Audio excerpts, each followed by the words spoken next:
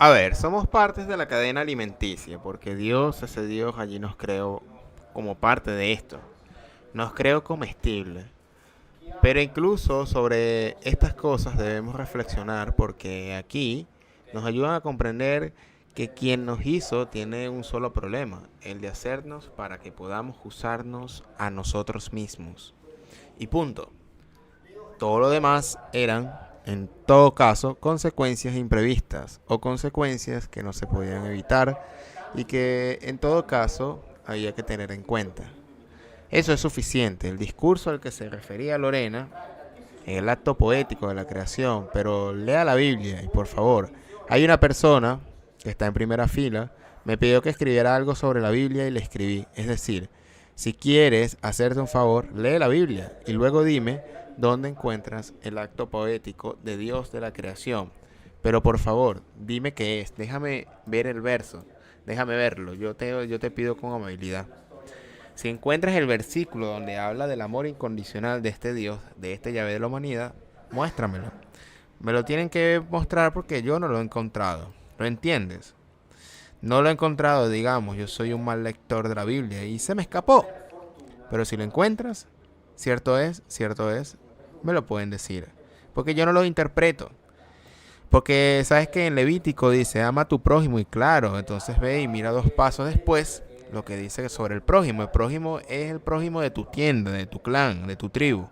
Es decir, la pertenencia a tu clan. Porque todos los demás, incluidos los parientes que simplemente se equivocaron, y eso también se menciona en el libro, el agravio de pertenecer a diferentes clanes tribales, o se adaptaron o fueron exterminados. Pero todos eran judíos. ¿Ves? Todos los judíos. El primer gran antisemita documentado históricamente es Yahvé. Estas cosas hay que decirlas aquí, pero hay que decirlas porque están escritas en la Biblia, no porque alguien las invente. Y entonces nadie nos los explica. Y la Biblia la conocemos bien, no la leemos, claro, porque si la leemos sería todo simple, todo sería lineal. Mira, incluso si lo lees en las traducciones, de todos modos uno lo entiende al final. Incluso si lo lees en las traducciones falsificadas, entendemos que esta materia de la creación no está allí. Simplemente no está allí. Todos los que están allí han hecho excepto crear. Intervinieron, modificaron para obtener un resultado que les fuera funcional. Y punto. Entonces funcionó. Así somos. Éramos un recinto de animales, ahora somos tantas vallas que deben mantenerse bien separadas unas de otras. De hecho, hechas para luchar entre sí, porque al menos nos mantienen tan bien controlados como la Matrix. Debemos creer absolutamente que las cosas que nos dice son verdaderamente. Y si queremos una explicación de ese libro allí, debemos preguntar a los teólogos, es decir, a los que nos dicen esas cosas allí. Pero si leemos ese libro nos damos cuenta de que los últimos a los que tenemos que pedir explicaciones son realmente ellos mismos. Y tengo cierta contrariedad con respecto a estos puntos. ¿Por qué? Porque, digamos, dependen del mismo libro, judíos y cristianos.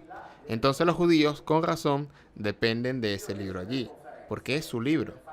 Digamos con razón, porque en todo caso es un libro escrito por ellos, para ellos. Los cristianos, por otra parte, lo tomaron y luego lo transformaron en la visión del Dios trascendente, el Dios amor, etcétera. Pero no estoy de acuerdo con nada de eso.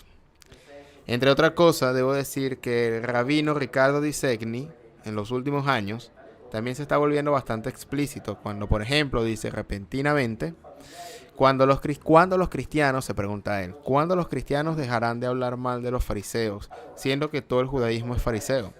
Es decir, todo el judaísmo lo escriben los fariseos.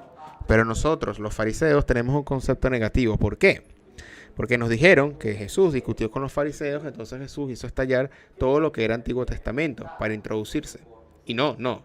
Jesús, vamos a hacer de cuenta de que existió, era uno de los tantos rabinos que, como todos los rabinos y como le siguen haciendo hoy, discute constantemente entre ellos. Estoy estudiando el Talmud en las traducciones hechas por los hebreos publicado en la guillotina Entonces, por lo menos así estoy tranquilo, digamos que estoy tranquilo hasta que hablo de eso para que nadie pueda decir luego otra cosa. En cada versículo de la Biblia hay opiniones de maestros a lo largo de la historia, de los siglos, totalmente diferentes entre sí. Es decir, no hay una verdad absoluta comprobada. Entonces al final se encuentra un acuerdo porque también hay que encontrar un acuerdo desde el punto de vista de las aplicaciones prácticas y así sucesivamente. Pero en realidad, o sea, tenemos una Biblia, por eso lo confirmo, que nos ha construido la teología occidental, que es totalmente diferente al concepto que tienen allí, porque allí conocemos el judaísmo entonces, y lo dicen ellos mismos, no es una religión, sino una forma de ser que es una cosa completamente diferente. Solo por completud y por curiosidad, en fin, estos hallazgos que Marta nos trajo esta tarde y las aclaraciones, siempre desde hace muchos años en todas sus conferencias, en todas las conferencias que se ha dado, son también hallazgos de dominio público. Hoy en parte también incluso en estudios en academias, también occidentales, teólogos por ejemplo de una parte de la iglesia reformada de las que yo a veces hablaba en conferencias, ya que le creo, que creo en estas cosas, en todo, pero siempre hay que revisarla. Tomar en cuenta, no tomar esto como una verdad absoluta, sino investigaciones propias sobre la materia. Estos eruditos respaldan exactamente lo que se ha reconfirmado en todas estas conferencias, pero alguna vez ha oído hablar de todo esto. Realmente tiene que ser, ¿cómo decirlo?, amante de estos nichos, de estos temas, para poder crear un verdadero interés. O hay algunos teólogos católicos cristianos italianos que han hecho enormes estudios en términos de pondus, en términos de producción, en términos de décadas pasadas, en esta dirección que por la novedad chocante que se alcanza con estos temas ahora, ahí están estos, es decir, ahí están, estos son reglas del tipo que entendemos.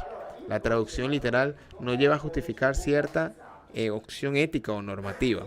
Ni siquiera lleva a apoyar, a justificar ciertas opciones de traducción lingüística. Por lo tanto, ser intelectualmente honesto y haber dedicado quizás 20, 30 años, 40 años. ¿Cómo que termino para esta gente? Tengo una mente al menos uno. Era para decir, calurosamente, iniciando la vida privada, que es sacerdote, ahora es muy viejo y sigue viejo, pero cada cuanto que daba clase en la academia oficial, lo silenciaban porque decía las cosas que en este caso, yo en lo particular, ya me la pasaba diciendo desde el 2010.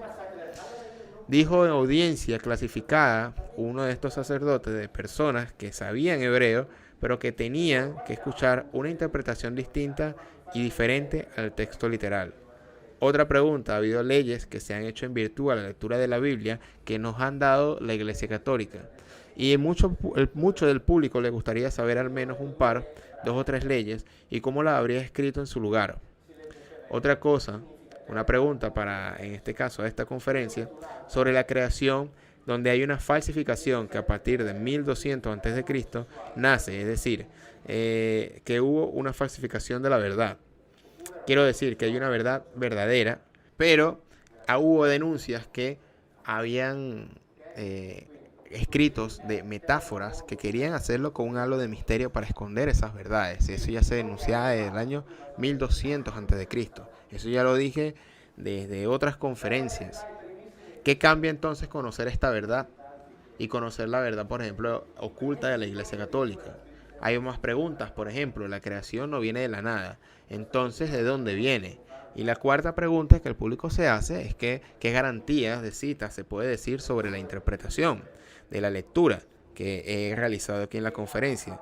La investigación, si son auténticas o más auténticas que la Iglesia Católica, aún teniendo en cuenta que algunos de los católicos empezaron a leérsela básicamente a partir del Concilio Vaticano II. Los católicos dejaron de leer la Biblia porque ni siquiera leyeron el Concilio Vaticano II, así como no leyeron el Catecismo de los Católicos. Iglesias, entonces quiero decir, esta ignorancia transversal en el mundo católico, al final, quiero decir, saber algo más que solo una interpretación que se puede dar, si es cierto o no.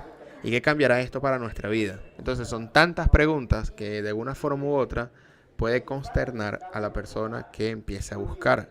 Porque cuando realmente se interesan de estos temas, tiene que dejar a un lado toda la base, la taza llena de interpretaciones que la iglesia en este caso nos ha dejado. porque si no va a chocar constantemente en buscar encajar de manera forzada la interpretación con aquellas investigaciones académicas de traducción al hebreo. Y todas estas preguntas se irán aclarando a raíz de los minutos, horas o también con las otras conferencias que se han ya dado desde 2010.